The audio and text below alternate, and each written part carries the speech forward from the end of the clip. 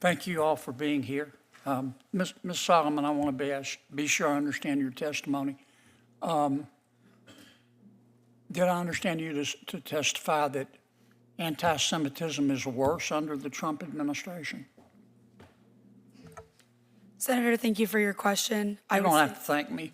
Okay. Your best thanks is to answer. Okay, well, I'll tell you that anti-Semitism has been rising, especially since the 2017 But has the Trump Charlottesville administration attack. caused that? Is that your testimony? I wouldn't say the Trump administration has caused anti-Semitism. Has there been an increase since Trump has entered office? Yes. Do you see a causal connection there? Yes. Why? Trump has highlighted and platformed neo-Nazis and white supremacists. Okay. I can't see that far. Rachlin, you're fine. Mr.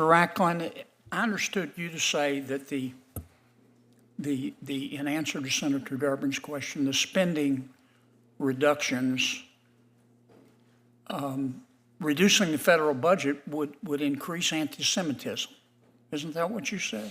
No, I did not. I said that the constant threats to cut money to the Office for Civil Rights and the Department of Education prevents the federal government from adequately investigating anti-Semitism and other hate crimes on college campuses. So you think one way to stop anti-Semitism is to give people more money? Is that I right? think one of the ways is to actually fund people that are actually designed to investigate anti-Semitism on college campuses. What's there to investigate? We see it. We see We it, saw but it. just as, Did you watch television? Did you see what happened at Columbia? absolutely. Yeah.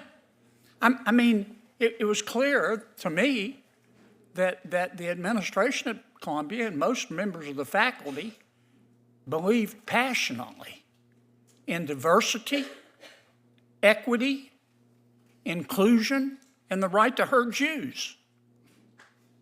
That's what I saw. Isn't that what you saw? Isn't that what you saw?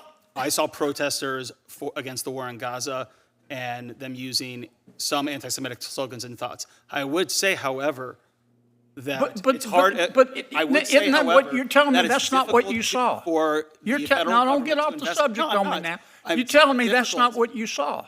I'm telling you that it is difficult for the federal government to adequately address the issue of anti-Semitism. Are you telling me without appropriate Columbia, the resources. Columbia administration and the faculty was supportive of the Jewish community?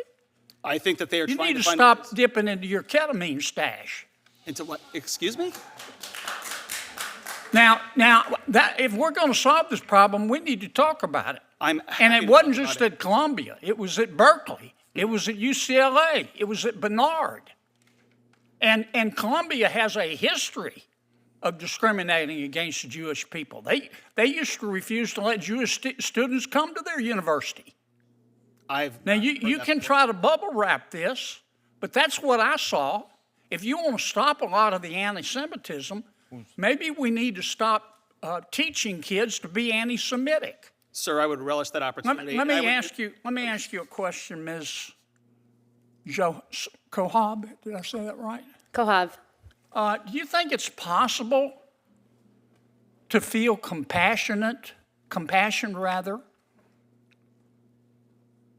for the Palestinian people without hating Jews? Absolutely. Would you elaborate on that?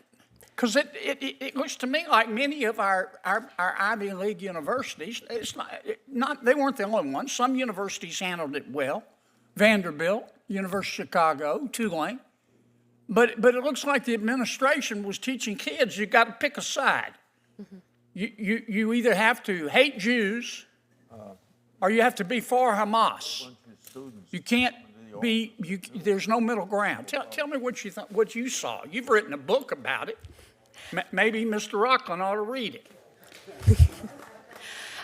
Just because we are testifying, I wrote a chapter in the anthology Young Zionist Voices about what's happening on college campuses, and my book is coming soon, so look out for that. Good plug, but So let me answer your question. Can you feel compassion for the Palestinian people and not hate Jews? Absolutely. I think that what I've seen on college campuses is a pushing of a Marxist framing of the way that you see the world. And this is not only in liberal studies departments. I've taken dance classes, I've taken creative writing classes, where your final project is literally called the Political is personal. And what they're teaching you on college campuses is that the political is personal and that everything should be personalized. And there's a global north, a global south, a global right, and a global wrong. And the issue with college campuses and what's happening right now in the United States is that we're allowing ideology to drive violence.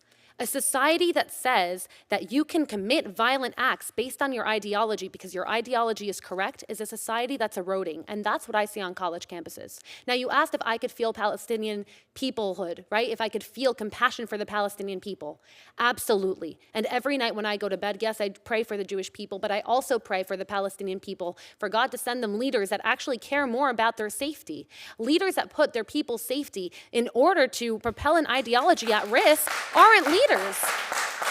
If you look at Hamas, they tout what happened after October 7th up until this day as a victory. How can you lie in rubble after thousands of your people have died and call that a victory? So what I see that has to happen on college campuses is de-radicalization. Until you admit that there's a radical ideology happening on a college campus, you cannot fight it.